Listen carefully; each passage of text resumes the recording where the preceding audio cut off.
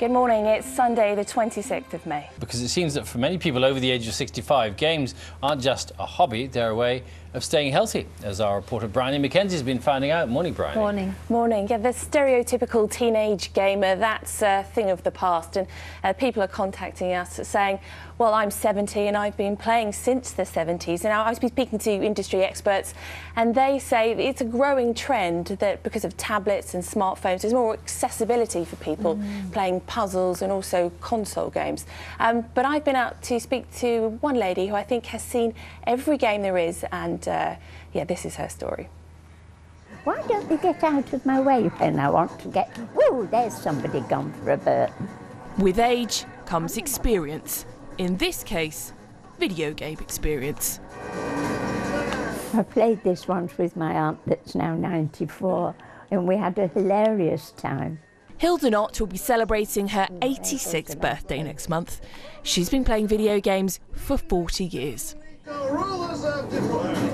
What do you enjoy about it now? Finding something new in the game, getting on to the next stage or the next event or whatever. And then have the achievement of finishing it. Do you think it actually keeps you active mentally? Do you think it's helped? Oh, definitely, yes. Because a lot of them, they're as well as adventures and fighting, they're puzzles, working out how to do something, when to do it. Today she plays on this giant 65-inch screen, mainly to help with her eyesight. A far cry from this. In the 1970s, Pong became the first mainstream video game. In the 90s, we saw the rise of Super Mario, a game that transcended age with its design and format. And in the noughties, it was Wii Sports, which proved to be extremely popular with older generations, helping with physical agility.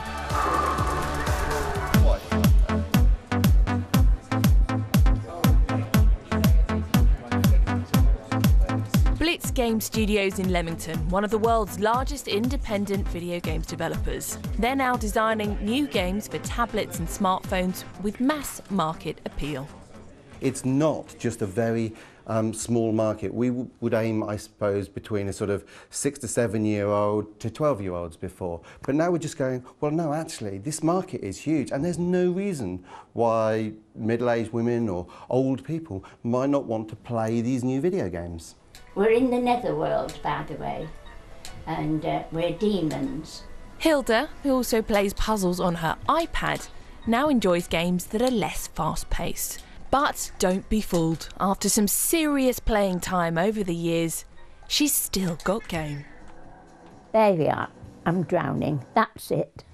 Well, she's still very cheerful on it, isn't she? And doing very well. She is. We've had lots of people contacting us this morning. Anne on Twitter says, my mum is 88, plays word games on her Nintendo DS. In competition with her 87-year-old sister, they try and beat each other. Dibs on Twitter says, well done, Hilda. When he was a kid, his grandmother would try and take the games off them and they'd struggle to get them back. Bit of a word of warning, though. Robert Green says, had a PlayStation given to me for my 61st birthday. He got so hooked on it, he managed to develop gaming elbow. He Sounds painful. It does sound painful, but he says it's great fun. So there we go. Yes, and Hilda particularly good at Grand Theft Auto. Oh, yeah. Thank you. It's a good one. It's a good one. All right, thanks very much. All that coming up, but first the news from Bryony MacKenzie. Thank you, Sophie. Good morning. The United States is putting pressure on Hong Kong to extradite the former intelligence agent Edward Snowden. 75% of women who game think the hobby no longer has anything to do with gender. Social games where you can interact with other players account for 40% of the female audience, but only 4% of UK games developers are female. So, is this toys for the boys stereotype actually outdated?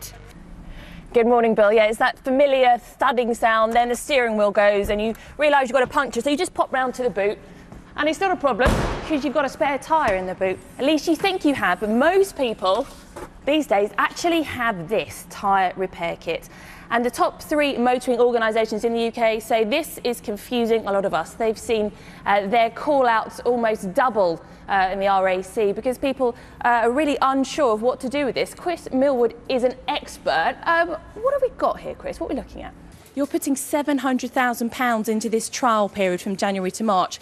That would be a lot of money considering there are lots of council cuts at the moment. It's a priority for you then? Absolutely. Obviously a concern up on the coastal path, but also down on the beach as well. What's happening there, Bryony? Absolutely, Susanna. Good morning. Yes, well, the signs couldn't be any clearer, could they?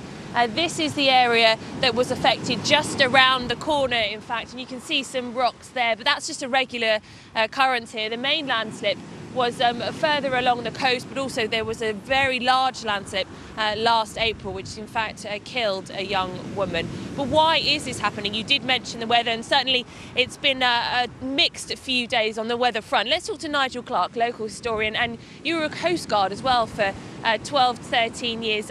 Why is this area particularly affected in your experience? The Independent also going on the line of similar to David Cameron's announcement tomorrow, talking about internet and safety on the internet. And the Sunday Express, as always, can be relied on. It's got the royal birth. No, hang on a minute, not quite there yet. Royal baby, the truth. It says the Queen may not see new arrival for 2 months. This story's got us a bit puzzled, but she's in Sandringham, which is in Norfolk. Baby liable to be born down in the London area somewhere. So why can't she visit? I don't know. Better read the Sunday Express, I suppose, to find out. Maybe no transport to get there. Of course, the transport problem to get. The trains are so crowded, the roads are busy. Of course.